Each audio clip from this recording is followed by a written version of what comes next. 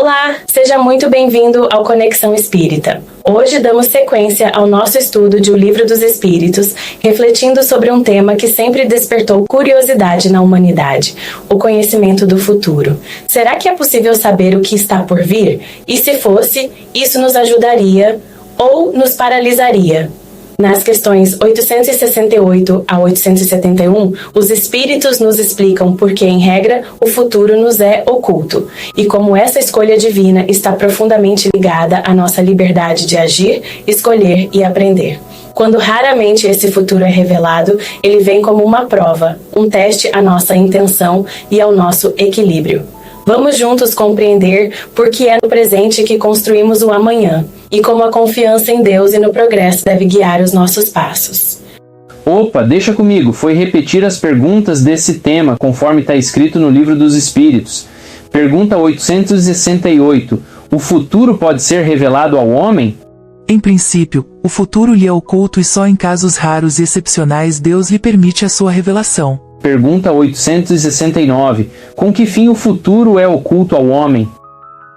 Se o homem conhecesse o futuro, negligenciaria o presente e não agiria com a mesma liberdade de agora, pois seria dominado pelo pensamento de que se uma coisa deve acontecer não adianta ocupar-se dela, ou então procuraria impedi-la.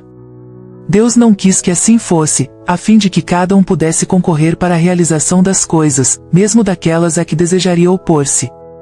Assim é que tu mesmo, sem o saber, quase sempre preparas os acontecimentos que sobrevirão no curso da tua vida.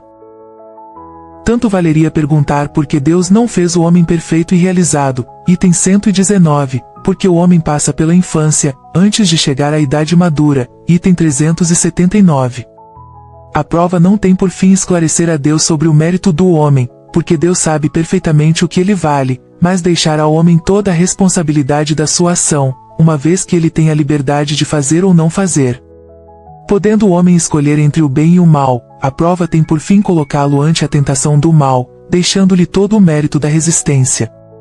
Ora, não obstante Deus saiba muito bem, com antecedência, se ele vencerá ou fracassará, não pode puni-lo nem recompensá-lo, na sua justiça, por um ato que ele não tenha praticado.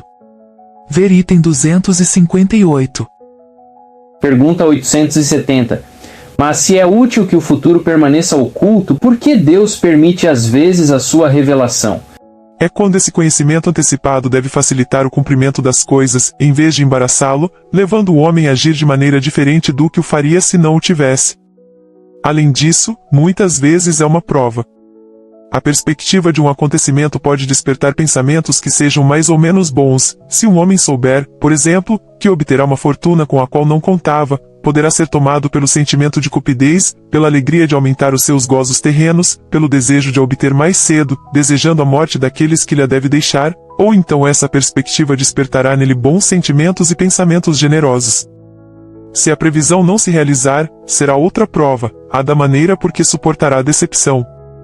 Mas não deixará por isso de ter o mérito ou demérito dos pensamentos bons ou maus que a crença na previsão lhe provocou.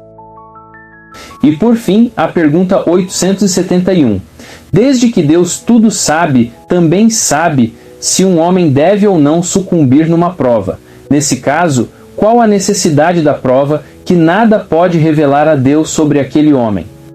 Tanto valeria perguntar por que Deus não fez o homem perfeito e realizado, item 119, porque o homem passa pela infância, antes de chegar à idade madura, item 379. A prova não tem por fim esclarecer a Deus sobre o mérito do homem, porque Deus sabe perfeitamente o que ele vale, mas deixar ao homem toda a responsabilidade da sua ação, uma vez que ele tem a liberdade de fazer ou não fazer. Podendo o homem escolher entre o bem e o mal, a prova tem por fim colocá-lo ante a tentação do mal, deixando-lhe todo o mérito da resistência. Ora, não obstante Deus saiba muito bem, com antecedência, se ele vencerá ou fracassará, não pode puni-lo nem recompensá-lo, na sua justiça, por um ato que ele não tenha praticado. Ver item 258. É assim entre os homens. Por mais capaz que seja um aspirante, por mais certeza que se tenha do seu triunfo, não se lhe concede nenhum grau sem o exame, o que quer dizer sem prova. Da mesma maneira, um juiz não condena um acusado senão pela prova de um ato consumado e não pela previsão de que ele pode ou deve praticar esse ato. Comentário de Kardec. Quanto mais se reflete sobre as consequências que teria para o homem o conhecimento do futuro, mais se vê como a providência foi sábia ao ocultá-lo. A certeza de um acontecimento feliz o atiraria na inação, a de um acontecimento desgraçado no desânimo, e num caso como no outro, suas forças seriam paralisadas. Eis porque o futuro não é mostrado ao homem senão como um alvo que ele deve atingir pelos seus esforços, mas sem conhecer as vicissitudes por que deve passar para atingi-lo.